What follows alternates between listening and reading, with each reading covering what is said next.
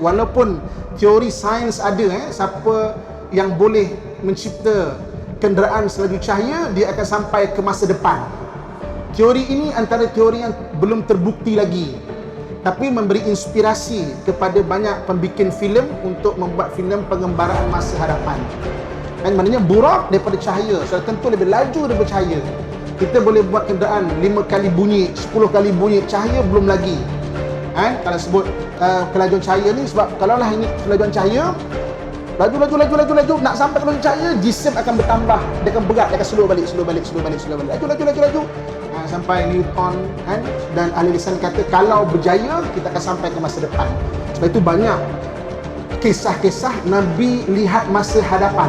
A'udzu billahi minasyaitonir rajim. Tuan-tuan muslimin dan muslimat yang dirahmati Allah sekalian, Nabi SAW lahir pada tahun 570 Masihi. Itu tahun Masihi dia. Jadi Nabi Isa lahir 1 Masihi. Maknanya beza Nabi SAW dengan Nabi Isa 570 Masihi. Kemudian Nabi membesar di tanah Arab, iaitu di Mekah. Semenanjung tanah Arab lebih kurang semenanjung tanah Melayu. Untuk kita mudah faham secara geografi dia, Mekah ni macam Kuala Lumpur. Nak senang faham secara geografi dia. Jadi bawah Kuala Lumpur ni Johor, kan bawah Johor, selatan Johor. Jadi selatan daripada Mekah ni adalah Yaman. So turun bawah tu adalah Yaman. Madinah ni mana? Madinah ni atas. Macam kalau kita ni Kedah lah. Madinah ni Kedah bahagian atas. Okey. Jerusalem ni mana? Atas lagi, Bangkok. Jadi kalau nak senang faham secara geografi dia, semenanjung tanah Arab ni macam semenanjung tanah Melayu kita. So Mekah adalah Kuala Lumpur. Jadi Nabi dia lahir di Mekah. Jadi mana betul-betul di tengah lah, ataupun di bandar tengah. Bawah tu Yaman. Dalam Quran kan Allah sebut liila fi Quraisyin ila fihim rihlatash shita'i was-saif. Kebiasaan orang-orang Quraisy itu mereka pergi berdagang pada musim panas ke Yaman. Pada musim sejuk ke Yaman. Sejuk ke bawah, ke Johor lah ya. Nak senang faham dia. Pada musim panas ke Syam atas. Ke Syam bahagian atas, ke Bangkok lah, nak senang faham dia. Jadi itu kawasan mereka berdagang. Jadi di ketika Nabi lahir 570 Masihi di semenanjung tanah Arab, belah atas ni dikuasai oleh 2 buah kerajaan, iaitu Rom dan juga Parsi. Okey, kerajaan Rom bermula daripada Turki sana tu, ataupun nama dulu dia Konstantinopel. Begitu juga kerajaan Parsi. Kerajaan Parsi sekarang ni main dia dekat Iran, sepadan dengan Iraq. Dekat dengan Kermanshah. Itu main dia. So atas tu ada 2 buah kerajaan besar. Jadi maknanya semenanjung tanah Arab ni tidak dipengaruhi oleh 2 kerajaan besar ini. Atas ni 2 kerajaan besar, Rom dan juga Parsi. Bagi 2 kerajaan besar ni ada 2 laluan besar dunia pula.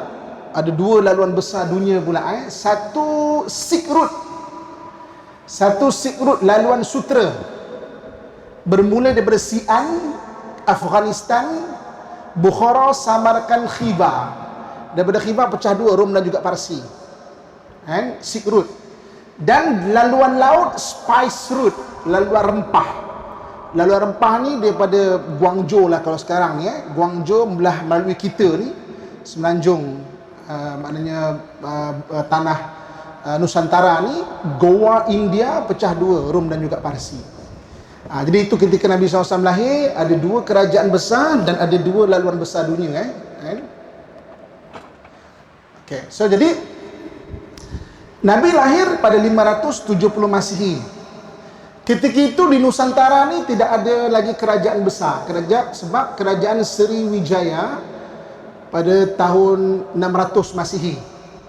kan? So tak ada kerajaan kecil-kecil ada, kerajaan besar tak ada.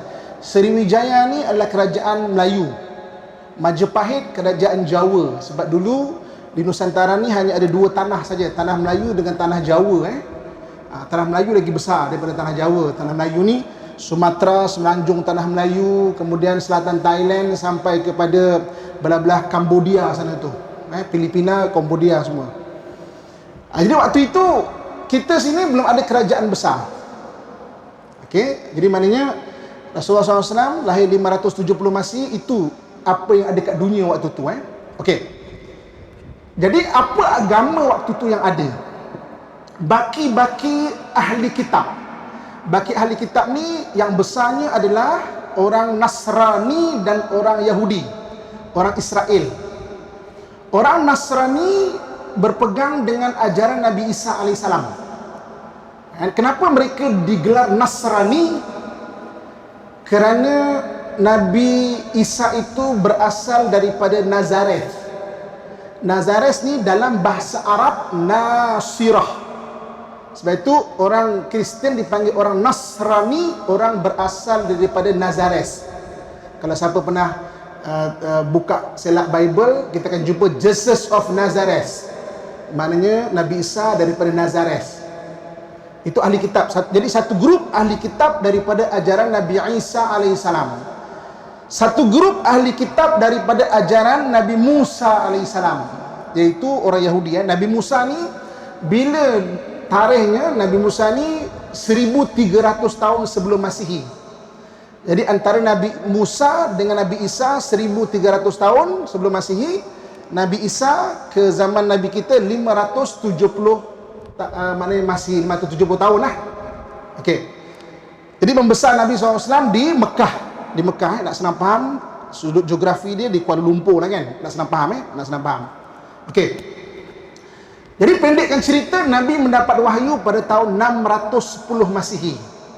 610 Masihi Nabi mendapat wahyu. Wahyu yang pertama. Kita dah bincang pada kelas-kelas yang lepas macam mana Nabi SAW mendapat wahyu. Dan bermula Nabi SAW mendapat wahyu, maka orang-orang Arab sekitar Mekah dan sekitarnya tak terima Nabi. Itu kelas lepas kita dah bercerita macam mana cabaran dakwah Nabi SAW. Orang baling, orang maki, orang kata macam-macam. Ahli kitab daripada Yahudi pula tak percaya pada Nabi SAW sebab mereka mengharapkan Nabi akhir zaman lahir daripada Bani Israel. Lepas tu mereka tak percaya. Orang Nasrani lebih lembut. Sebab itu yang memberi perlindungan orang Islam banyaknya orang Nasrani. Hijrah pertama ke Habsyah. Raja Habsyah tu ahli kitab daripada Nasrani. Orang Nasrani ni dia lebih lembut lagi berbanding orang Yahudi. Mana orang Yahudi dia lebih lembut lagi. Sebab tu banyak kerajaan-kerajaan Nasrani masuk Islam. Kerajaan Mesir waktu tu, Habsyah sendiri waktu tu ahli kitab. Jadi waktu Nabi lahir, apa agama yang ada? Agama ahli kitab ni Nasrani dan juga Bani Israel, iaitu Yahudi. Baki-baki agama Nabi-Nabi terdahulu, antaranya Nabi Ibrahim AS. Dia panggil Al-Hanif. Jadi di Mekah tu ada yang berpegang kepada agama Nabi Ibrahim AS. Mereka tak sembah berhala. Dan kemudian selain daripada itu adalah penyembah-penyembah berhala lah. Penyembah patung, dewa-dewa dan sebagainya. Jadi tuan-tuan sekalian, bermula Nabi SAW mendapat wahyu, Nabi SAW mula ceritakan balik tentang apa yang Allah Subhanahu Wa Taala turunkan, yang telah diubah oleh ahli-ahli kitab. Sebab itu ahli kitab yang ikhlas dengar dan masuk Islam. Ahli ikhlas, ahli kitab ikhlas. Sebab itu contoh macam Raja Habsyah. Hijrah pertama pada kurang lebih pada tahun 616 Masihi ke Habsyah. Ketika itu Raja Habsyah orang Nasrani. Dia dengar kau kata ada Nabi baru, apa yang Nabi mau ajar? Maka ketika itu Ja'far bin Abi Talib, abangnya Sayyidina Ali, cerita. Oh, dia kata memang tak ada orang akan mengajar macam ni, memang dia Nabi. Tak apa, berlindung kat kami. Sebelum Nabi berhijrah ke Madinah. Maknanya Habsyah ni bawah lah. Nak senang faham, Kalau kat bawah tu lintas laut, itu Habsyah Kalau sekarang Ethiopia ataupun lintas laut ke Batam. Ni nak senang faham tau sudut geografi dia. Lintas laut ke Batam. Dari Johor tu ke Batam. Maknanya ke Habsyah gitu. Okey. Jadi Nabi dibaling, dihina, maka macam-macam Nabi kena. Sampai pada tahun 620 Masihi. 620 Masihi, waktu itu satu kejadian yang sangat menyayat hati Nabi SAW, iaitu meninggalnya dua orang yang sangat memberi semangat kepada Nabi SAW. Satu, isterinya Sayyidatina Khadijah radhiyallahu anha wa arda. Satu lagi pakciknya Abu Talib. Jadi maknanya pakcik Nabi ni Abu Talib jaga Nabi daripada kecil, macam anak sendiri. Antara anak-anak Abu Talib ni antaranya Sayyidina Ali, itu macam adik-beradik angkat Nabi lah. Antaranya Sayyidina Ja'far bin Abu Talib. Sayyidina Ja'far ni abangnya Sayyidina Ali yang dalam peperangan meninggal dekat tanah-tanah Rom, kalau sekarang Jordan. Dipanggil Ja'far At-Tayyar sebab dalam peperangan syahid tangannya dua-dua kena tetak. Jadi Allah gantikan dengan sayap, dikhabarkan kepada Nabi. Nabi sedih lah, abang angkat dia kan, satu keluarga. Itu kita cerita lain perang tu. Okey, sedih sangat Nabi. Okey, Nabi dah biasa dengan kematian. Biasa. Lahir-lahir bapak tak ada. Baru nak kenal emak 4 tahun kurang lebih, mak pula meninggal. Duduk dengan atuk, baru nak manja-manja dengan atuk 6 tahun. Anak kita 6 tahun kita tahulah, bukan maksudnya ingat-ingat sangat pun. Baru nak manja-manja dengan atuk pula meninggal. Duduk dengan pakcik dia. Kenapa Nabi bersedih kali ini? Nabi dah biasa dengan meninggal. Kenapa Nabi bersedih sampai tahun itu disebut sebagai Amul Huzni, tahun kesedihan? Kenapa tuan-tuan sekalian? Sebab waktu tu orang Islam sedang kena pulaukan. Contoh, nak senang faham katakan kita ni duduk dekat masjid, maknanya masjid negeri ni. Siapa-siapa yang selalu datang masjid negeri ni kena pulaukan. Maksud pulau tu apa? Nak pergi kedai beli barang, orang kata, awak ahli masjid tak nak, kami tak nak jual barang dengan awak. Awak selalu pergi masjid kan? Tak, kami tak nak jual ikan kat awak. Contoh ni sakit, saya demam ni kan, saya pergi farmasi. Bukan awak selalu pergi masjid ke? Saya tak nak jual dengan awak ubat. Jadi yang paling menyayat hati Nabi tu apa? Ketika Khadijah mulai sakit, Nabi mengusahakan ubat, cari ubat. Orang kafir tak nak jual ubat pada Nabi SAW. Jadi dia menyaksikan Sayyidatina Khadijah sakitnya semakin berat daripada hari ke hari, daripada masa ke masa. Boleh tak cuba kita bayangkan, isteri kita sakit, bukan ubat tak ada, bermula dengan demam lah contohnya, sakit kepala, pergi farmasi, pergi klinik, orang masjid tak, kami tak jual ubat. Balik, tolong picit, tak tahan, pergi ni, tolonglah beli ubat. Kau ahli masjid kan, tak nak jual ubat. Bukan tak usaha. Itu yang sangat menyayat hati Nabi SAW sebenarnya. Dia menyaksikan bagaimana Sayyidatina Khadijah makin sakit, makin berat sakitnya, makin tak larat, sampai akhirnya meninggal di hadapan mata baginda SAW. Sebab itulah tahun itu disebut sebagai tahun kesedihan ataupun Amul Huzni. Pakcik dia yang membela dia, selalu bela dia pun maknanya meninggal, dan Khadijah sampai sedih Nabi SAW. Dengan siapa lagi dia nak bercakap dah? Kawan-kawan sama-sama kena hina, sama-sama kena baling, sama-sama maknanya kelaparan. Siapa lagi nak cakap? Maka Nabi SAW kurang lebih pada tahun 620 Masihi duduk bainar rukni wa zamzam, di antara rukun Yamani dengan Zamzam. Maksudnya apa? Maksudnya kalau kita ingat balik Kaabah, kedudukan Kaabah tu, kita tawaf bermula dengan lampu hijau tu. Zamzam tu dekat depan sikit situ. Jadi mana kita perlu tawaf sampai rukun yang mana kita akan baca doa.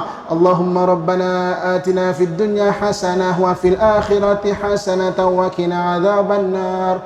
Jadi Nabi SAW duduk baina rukn wa zamzam kat situ, duduk di situ. Maka Nabi SAW ceritakan kepada kita, atanil Jibril, datang kepada aku Jibril. Dia membawa satu tunggangan bernama Burak. Burak ni satu tunggangan yang istimewa. Asal perkataan Burak daripada birkun, iaitu kilat. Kita jumpa perkataan dalam Al-Quran dalam surah Al-Baqarah, yakadul barqu yakhtafu absarahum, hampir-hampir kilat menyambar, maknanya penglihatan mereka. Jadi maknanya kilat tu laju, cahaya. Satu kenderaan selaju cahaya. Setakat ni manusia tak mampu lagi buat kenderaan selaju cahaya. Walaupun teori sains ada, siapa yang boleh mencipta kenderaan selaju cahaya, dia akan sampai ke masa depan. Teori ini antara teori yang belum terbukti lagi, tapi memberi inspirasi kepada banyak pembikin filem untuk membuat filem pengembaraan masa hadapan. Maknanya Burak daripada cahaya, sudah tentu lebih laju daripada cahaya. Kita boleh buat kenderaan 5 kali bunyi, 10 kali bunyi, cahaya belum lagi. Kalau sebut kelajuan cahaya ni, sebab kalaulah ini kelajuan cahaya laju, nak sampai kelajuan cahaya, jisim akan bertambah, dia akan berat, dia akan slow balik, laju, sampai Newton dan ahli lisan kata kalau berjaya kita akan sampai ke masa depan. Sebab itu banyak kisah-kisah Nabi lihat masa hadapan. Nabi dengar tapak kaki Sayyidina Bilal, itu kan masa hadapan. Nabi tengok syurga dan neraka, itu kan masa hadapan. Syurga dan neraka kan belum ada penduduk, penghuni kalau ikut maknanya kehidupan manusia ni, wallahu alam. Tapi maksudnya kan Nabi nampak benda-benda yang masa hadapan, wallahu alam. Jadi atanil Jibril, datang Jibril kepada aku dengan membawa Burak. Burak ni satu binatang macam mana? Fauqal himar dunal baghal. Dia besar sikit daripada himar, kecil sikit daripada baghal. Baghal ni orang Melayu guna untuk bahasa memaki. Tapi baghal ni kacukkan antara keldai dan juga kuda. Dia besar. Dia besar sikit, macam kuda, tapi bentuk dia macam keldai. Jadi fauqal himar dunal baghal. Dia besar sikit daripada himar tapi tak sebesar baghal. Maka Nabi SAW diajak untuk peristiwa Isra dan Mi'raj. Isra daripada Masjidil Haram ke Masjidil Aqsa. Mi'raj daripada Masjidil Aqsa ke Sidratul Muntaha. Dia ada dua bab, dia ada dua bahagian. Maka Allah Subhanahu wa taala menceritakan kisah ini dalam surah Isra ayat pertama. Subhanalladzi asra bi'abdihi laylan minal masjidil harami ilal masjidil aqsa.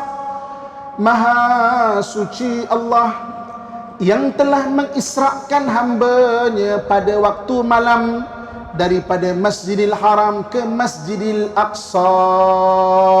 Kita cerita dulu bab ni. Maka Nabi SAW dia naik Burak. Maka dia naik Burak, maka bermulalah perjalanan pada waktu malam, daripada Masjidil Haram ke Masjidil Aqsa, naik Burak. Mula-mula keluar saja perjalanan tu perjalanan mukjizat, keluar saja baru Nabi perasan rupanya kota Mekah tu lembah, dan kota Mekah itu dikelilingi banyak jin-jin. Banyak jin-jin. Jadi nak senang faham, kita naik motor kena kejar dengan anjing. Keng kan. Kena kejar anjing. Uish, takutlah, macam takut kan, kena kejar anjing. Ketika Nabi keluar, maknanya nak Isra saja, jin-jin ni datang, maknanya nak menggagalkan peristiwa Isra tu. Macam nak senang faham, naik motor kena kejar anjing begitu. Maka Nabi kata, Jibril, kita dikejar oleh sesuatu. Maka Jibril mengajarkan kepada Nabi SAW satu kalimah pelindungan, a'udzubillah. Ataupun nanti tuan-tuan balik type ta'awuz Jibril. Maknanya a'udzubillah yang diajak oleh Jibril.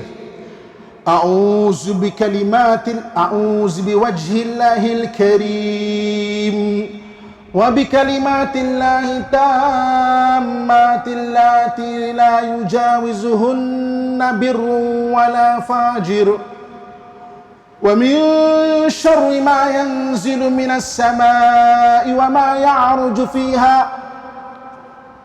وشر ما ذرأ في الأرض وما يخرج منها ومن فتن الليل والنهار ومن توارك الليل والنهار إلا طارقا يترك بخير يا رحمن أعوذ بوجه الله الكريم.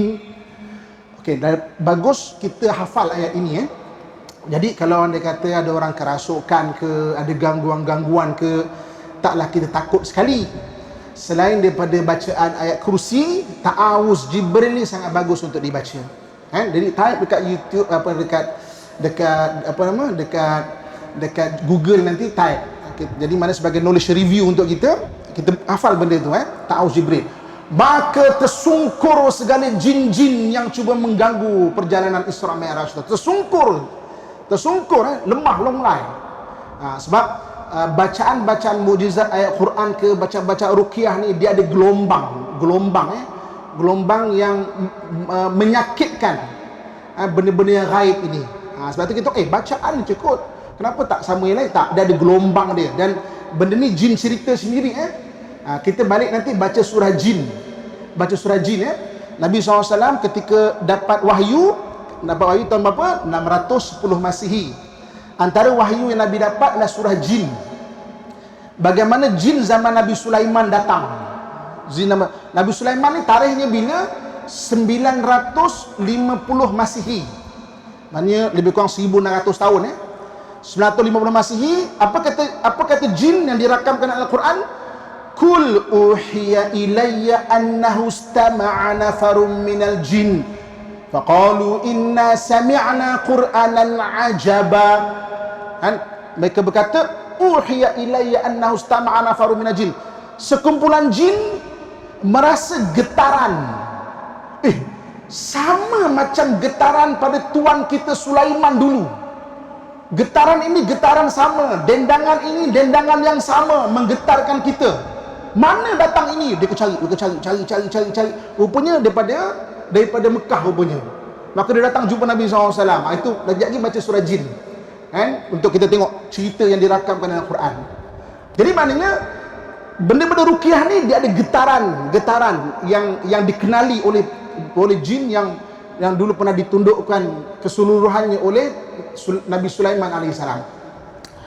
Jadi maknanya baca ta'awuz Jibril, tersungkur semua jin-jin ini. Maka Nabi SAW memulakan perjalanan dia. Okey, nak senang faham tadi, semenanjung tanah Arab sama lebih kurang dengan semenanjung tanah Melayu. So daripada Kuala Lumpur, nak senang faham, naik ke Kedah. Maknanya naik ke Madinah. Madinah waktu tu nama dia Yathrib. Nama lama Madinah Yathrib. Jadi mana sampai Madinah, Nabi dipertunjukkan nanti akan datang perintah untuk kau berhijrah ke sini. Nabi tak ada idea untuk hijrah lagi. Tak ada pun terfikir nak berhijrah lagi. Rupanya tahun depan tu datang orang daripada Madinah ramai-ramai Islam. Nabi pun tak pernah terfikir. Nabi tu macam waktu tu macam tak ada harapan. Semua orang tak suka dia. Semua orang maknanya caci dia, semua orang maki dia, semua orang tak percaya pada dia. Tuan-tuan sekalian, sebagai sambungan dia, kita berhenti dulu untuk azan Isya insya-Allah.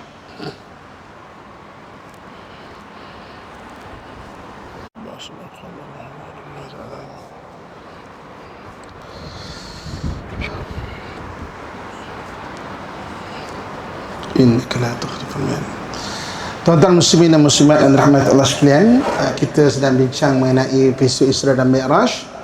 Okey, so jadi kita telah sampai macam mana Nabi SAW bermula berisra daripada Mekah, kemudian nak pergi ke Masjidil Aqsa.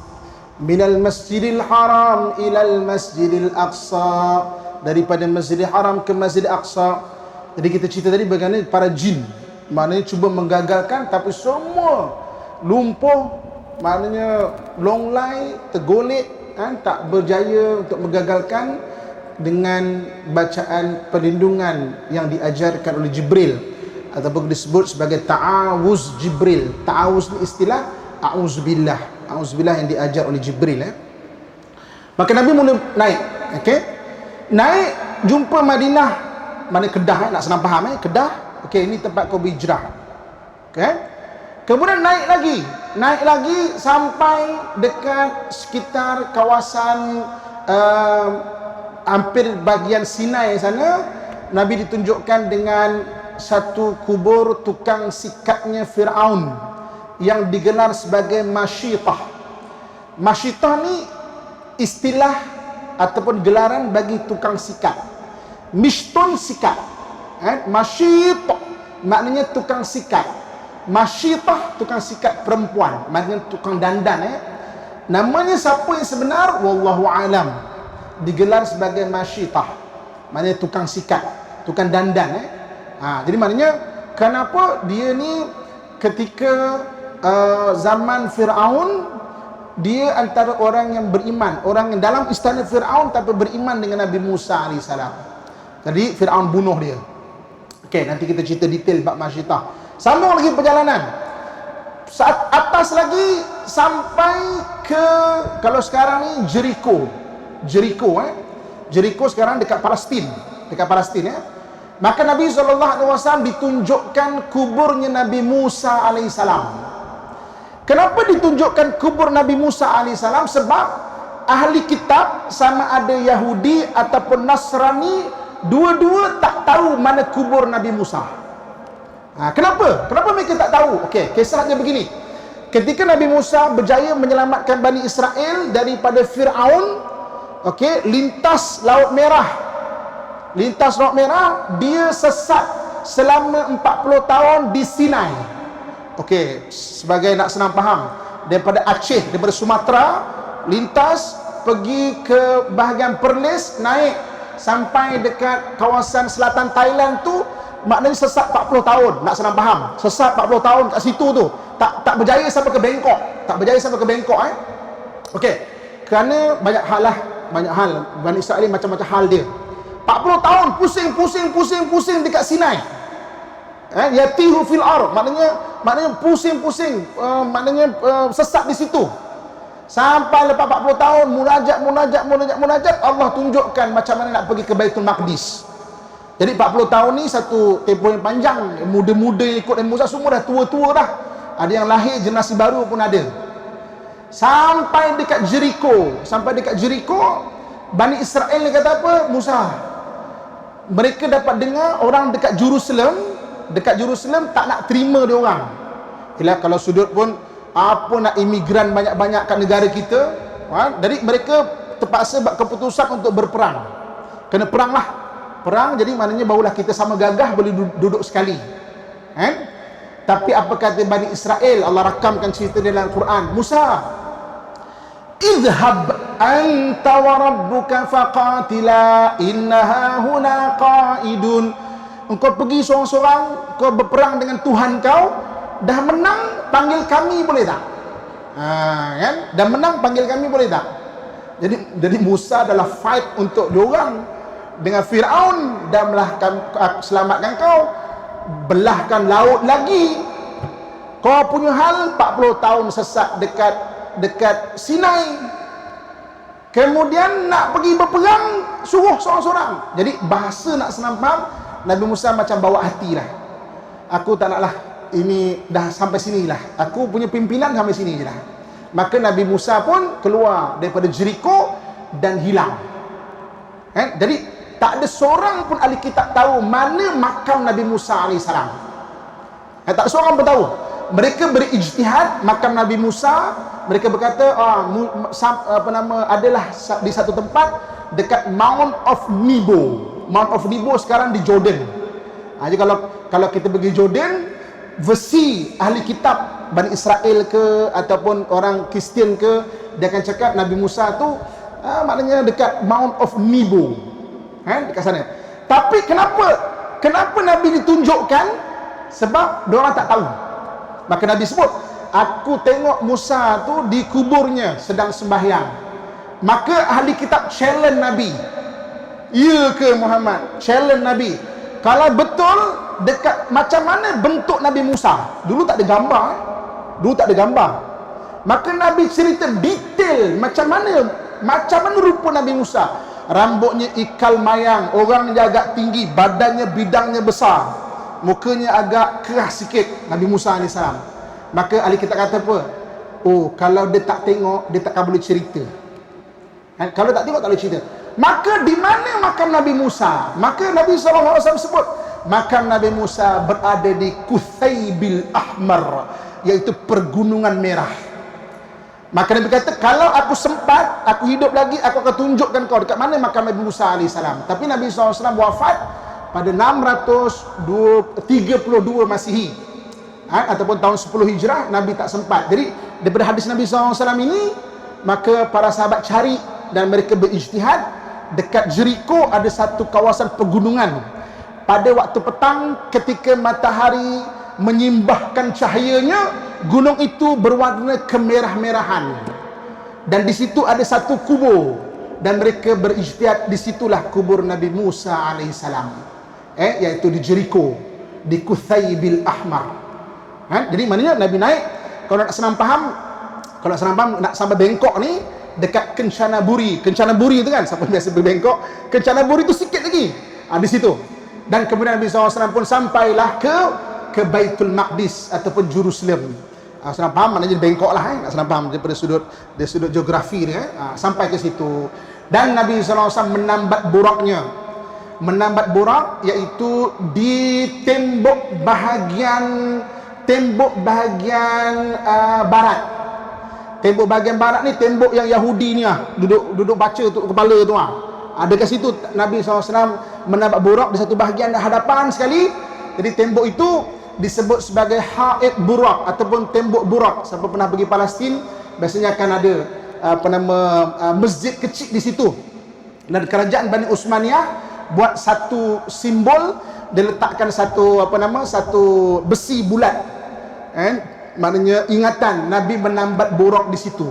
Siapa pernah pergi masjid burak di situ, maknanya itu kerajaan Bani Utsmaniyah letakkan besi itu. Dan sampai di Masjid Aqsa, Nabi SAW naik di kawasan paling tinggi. Kalau bagi versi orang Yahudi, mereka panggil tempat tu the Holy Holies, tempat paling suci bagi orang Yahudi. Kalau sekarang ni dekat Dome of Rock. Dome of Rock ni paling tinggi sebab Baitul Maqdis Jerusalem tu terletak atas bukit. Jadi maknanya paling tinggi sekali puncaknya dekat Dome of Rock itu. Maka dekat sekitar Dome of Rock itu Nabi SAW mendirikan solat dengan seluruh para Nabi. Bilangan Nabi mengikut para ulama adalah 124,000 orang. Daripada 124,000 orang, 313 dilantik menjadi Rasul, 25 disebut dalam Al-Quran yang wajib kita hafal ataupun kita tahu nama dia. 25 yang wajib kita tahu. Jadi seluruh roh para Nabi SAW bersemayang di situ. Dan Masjid Aqsa waktu tu adalah kiblat pertama. Maknanya Nabi masuk tu, Nabi semayang betul-betul kat tengah, dekat kiblat pertama tu.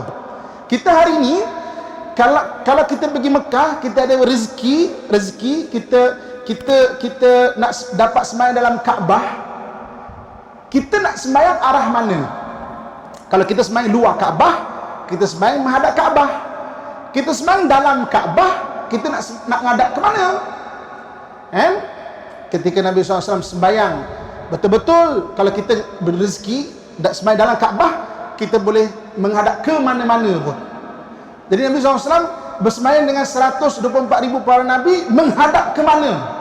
Kalau ikut dah dalam Kaabah dah tu, boleh menghadap ke mana-mana. Tapi tengok takdir Allah kan, Nabi SAW menghadap ke arah Baitullah, kepada Baitullah. Rupa-rupanya tak lama selepas hijrah, maka arah kiblat diarahkan ke Baitullah. Jadi dulu Masjid Aqsa tu adalah arah kiblat pertama. Habis Kaabah ni apa? Kaabah untuk ibadah haji. Selepas Nabi berhijrah, Kaabah juga diarahkan untuk ibadah solat juga. Maknanya solat dan juga haji. Maka Nabi mengimamkan 124,000 24,000 para nabi dekat sekitar Dome of Rock itu. Kan kalau sekarang ni ada kubah kuning Dome of Rock tu kan. Jadi Masjid Aqsa ni ada orang cakap, dan Yahudi suka nak biar kita tahu Masjid Aqsa tu adalah masjid kecil kat depan yang kubah kelabu tu. Tapi Masjid Aqsa tu adalah seluruh kawasan di 36 ekar. Seluruh kawasan itu adalah Masjid Aqsa. Ada 5 buah masjid, 2 atas tanah, 3 bawah tanah. 2 atas tanah, masjid depan tu yang kelabu dengan masjid kuning. 3 bawah tanah, Masjid Marwani kalau kita menghadap kiblat. Sebelah kiri sekali Masjid Marwani. Kemudian yang tengah-tengah Masjid Kibli dipanggil, asal Masjid Kibli. Itu ada tiang Nabi Sulaiman besar ni macam ni, mana tiang yang jin buat. Kemudian sebelah kanan sekali kalau menghadap kiblat adalah Masjid Buraq tu. Jadi Masjid Aqsa tu besar tu. Yahudi nak kita cuma faham Masjid Aqsa kecil tu masjid tu. Biar kalau dia ambil sebahagian besar Masjid Aqsa, kita tak sensitif. Tapi Masjid Aqsa seluruh kawasan itu adalah Masjid Al-Aqsa. Habislah kisah Isra Nabi SAW. Kisah Mi'raj kita sambung pada kesempatan akan datang insya-Allah. Sekian aku qauli ma sami'tu, astaghfirullah li wa lakum wa risailil muslimin fa ya fawzal mustaghfirin wa ya najatat taibin. Assalamualaikum warahmatullahi wabarakatuh. أعوذ بالله من الشيطان الرجيم بسم الله الرحمن الرحيم الحمد لله رب العالمين والصلاة والسلام على أشرف الأنبياء والمرسلين وعلى آله وصحبه أجمعين اللهم انفعنا بما علمتنا وارزقنا علما نافعا اللهم إنا نعوذ بك من قلب لا يخشع ومن نفس لا تشبع ومن دعاء لا يسمع ونعوذ بك من هؤلاء أربع اللهم اغفر لنا ذنوبنا ولوالدينا وارحمهم كما ربونا صغارا ولجميع المؤمنين والمؤمنات والمسلمين والمسلمات الأحياء منهم والأموات إنك مجيب الدعوات وقاضي الحاجات وغفر الذنوب والخطيئات يا أرحم الراحمين وصلى الله على سيدنا ومولانا محمد وعلى آله وصحبه أجمعين سبحان ربك رب العزة أما يصفون والسلام على المرسلين والحمد لله رب العالمين تقبل الله منكم منا ومنكم تقبل يا كريم الحمد لله.